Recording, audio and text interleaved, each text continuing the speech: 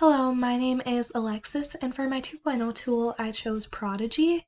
I just found out about Prodigy a couple weeks ago. My cooperating teacher that I'm observing uses it every day, and she swears by it. So what it is it's a math app that you can get for free, but if you want premium, it's only $9 a month, I think. And so I'll just show you what you can do with it because it's really cool.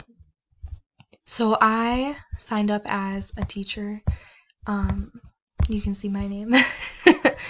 And so what you can do is go to assessments, and after your students complete the first assignment, it will automatically start working on a placement test. I haven't really figured out what that is yet, but I'm sure it's just some kind of test to see how they're doing. Like I assigned an assignment and it's homework adding to 102 steps. So we're going to create a plan, and what it does is it gives you these standards. And so we will just go to this one. And then we'll go to next, write a name for your plan, counting forwards and backwards to 1,000. Next. So that's going to be added onto your calendar, which I actually think that's what the placement test is. And then we can create assignments. So I have here adding to 100. So what we'll do next is adding to 1,000, which is perfect because that's the standard I chose. So we'll do that. Select the correct addition. Okay, next. And I created some students. These are just random ones, but assignment 2, counting to 1,000. And then we'll just delete this. We'll assign it as homework. It says, this motivates students to learn from home in an engaging way by sending this assignment as homework. So my teacher, or my cooperating teacher, she just has them work on Prodigy for, I would say, like 20 minutes at the end of the day, just to cool down, because usually they're always wanting to run around, and this is just a fun way. And on Prodigy, you can also work in teams, because sometimes the kids, they get a little loud, and I ask them what they're doing, and they're like, well, we have to battle against each other. And it's just a really cool way for them to be motivated to do math. And then we can create test preps. So you select North Dakota, NDSA, and then you can select either grade, but since my grade right now is 2nd grade, we will choose 3rd grade.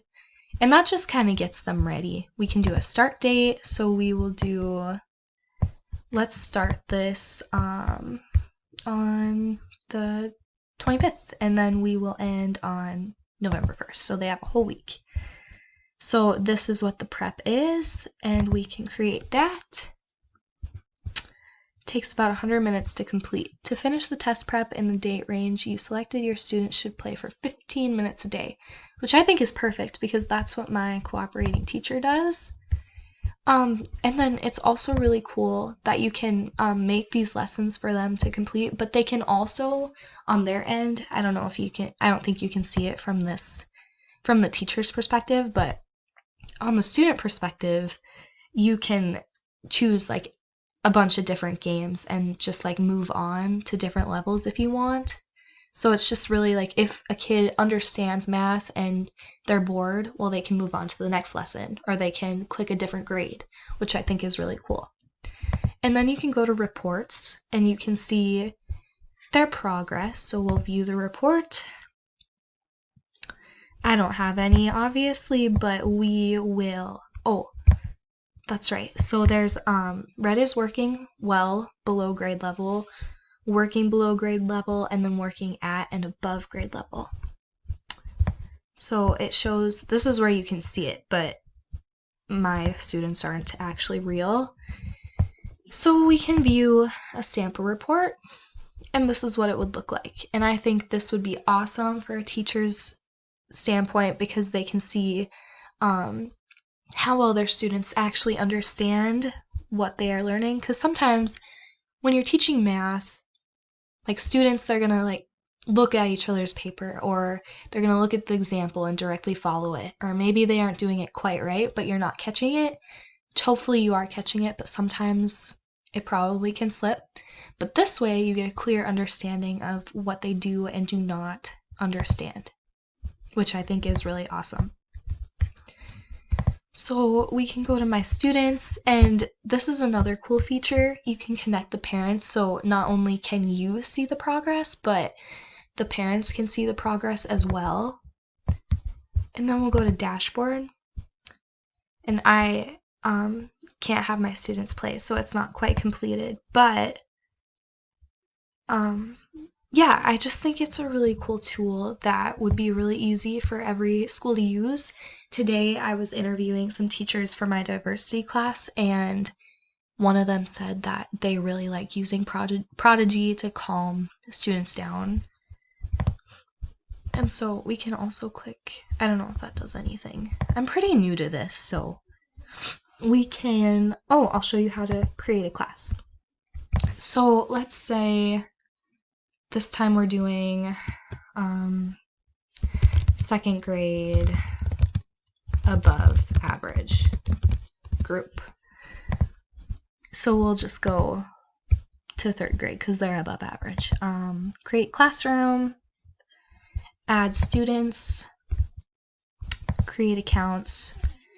Let's do, I already put Jerica in this, but I'll do it again. Jerica P, add student, Chelsea. Oh gosh, I'm kind of embarrassed right now. Oh yeah, W. Sorry, Chelsea, if you watch this. Okay, we generated usernames. So it automatically generates usernames and passwords for each student, which I think is awesome. Oh, Chelsea isn't shown. That's okay. So Jerica P, and then it has the username Jerica P51, and her password is tree40. So what you can do is you can just print this, and then you can always have it. So if a student forgets their password or something, it's always on hand, which I think is really, really, really cool. So that is all for Prodigy, but thank you so much for watching my demonstration, and I hope you guys liked it, and I hope it inspired you to use Prodigy in your future classroom too.